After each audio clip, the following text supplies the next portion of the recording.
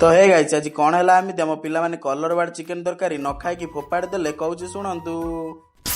तो hello hi नमस्कार स्वागत करुच्ची आज गोटे नुआ ब्लॉग को आशा करुच्ची समस्ते भलर थी मु दीपक आपंकर मु ब्लॉग करुच्ची केन्द्रापड़ू बर्तमान आलू फालू भाजी सारापर मत एपटे चिकेन रहा देखिए आमर जेहतु आज कलर बाड़ मैंने तरकारी होगा कथा आपण मैंने जानी फास्ट मैंने कहीदे कलर बाड़ आमर हो पाने कहीं फोपाड़ी देले पाने तो फोपाड़ी देले कहीं मुझे आगू कहूँ आपने भिडियोटा लास्ट में देखूँ आ देखिपे पूरा आम कलर बाड़ चर्बी फर्बी आईला पर भी बासुला आपण मैंने जापे तेल देखिकी यहाँ कलर बाड़ बोली आपर धोई दे आनी सारापर एपटे बर्तमान देखिपे आम कषा कषि चली कसुला जेहतु संग्राम देखिपे पूरा कषा कसुची मत लगे कषा टी कमिगला आज्ञा कि ना कड़ईटा बड़ बोली देखा आपको छोट हिसाब से देखिपे एपटे ता आगु आलू आम भाजी देता आलू गोटे टेस्ट करिया देखिए केमती लगुच आलू तो बढ़िया लगुला देखिपे आम जो कषाटा पूरा कषि आसला पाखापाखि अधघंटा घंटा घंटे कषा है आम चिकेन पकई देलु देखिपे चिकेन आनी आम 2 किलो 2.5 किलो आज्ञा चिकेन आम आईला देखिपे बर्तमान माने चिकेन टे पड़गला किसी समय कषा हो सारापर एपटे आम पानी पूरी देलु कषिलु पाखापाखि अधघंटा घंटा घंटे कषिलु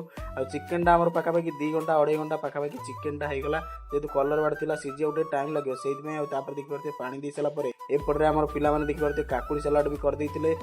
समझे भात डाली नहीं जाते बाड़ी देते देखिपे जेहतु आम हस्टेल करूँ आपने जानते आम भात हर डाली तो मेन एपटे देखिपे बर्तमान आलू भर्ता भात करी पे खाऊले एपटे देखिपे मो भात आगे कलिजा थुआई सैड्रे मु खाइबी आहरी भी चिकेन बंची जदि आपने खाया चाहते जल्दी जल्दी आसतु मुझे तो न संभाली पारि मुझे इच्छा खाइया तो देखिपे आज पलि जाइलु आम खाइया आपने भावुए फोपाड़िया कथा तो फोपाड़िया कथा मिछ देखिपे आम ये बर्तमान खाइया पलि जाइलु आ पिलाने समस्त भी खाऊला मुझे जी खाइया तो आज वीडियो आपको केमी लगे आपने देखुं